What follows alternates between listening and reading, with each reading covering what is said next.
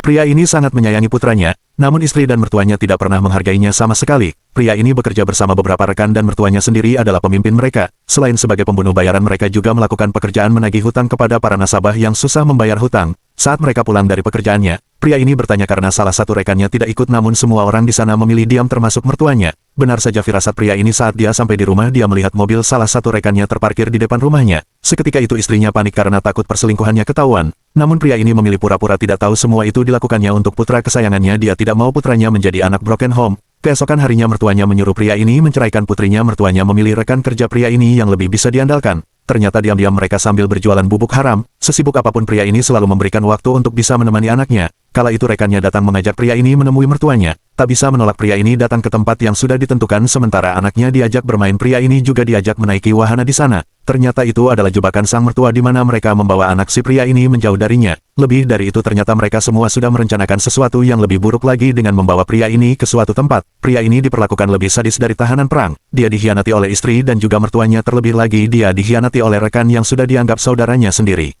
Pria ini disiksa dan dipaksa meminum bensin sampai pingsan. Kebrutalan mereka berlanjut dengan menyalakan api yang seketika itu membakar seisi ruangan. Parahnya kejadian itu hanya sebagai tontonan yang menarik bagi mereka sampai akhirnya pria itu keluar meronta-ronta, namun pada akhirnya rasa sakitnya hilang ketika sebuah peluru dilepaskan padanya. 10 tahun berlalu semenjak kejadian itu, namun pria ini muncul kembali tanpa ada sedikit pun luka di wajah dan tubuhnya. Dia mulai mencari satu persatu orang-orang yang sudah mengkhianatinya untuk membalas dendam. Salah satu temannya yang tidak percaya meminta maaf, namun sudah terlambat dan berakhir tragis. Sementara yang lainnya juga tidak percaya, pria ini kembali dia merengek agar tidak melakukan apapun kepada anaknya. Pria ini meminta dipertemukan dengan selingkuhan istrinya, dengan begitu pria ini berjanji akan melepaskannya. Saat mereka bertemu, pria ini hanya ingin tahu keberadaan istrinya, namun dia berlagak tidak tahu, kemudian dia dibuat terkapar tak berdaya.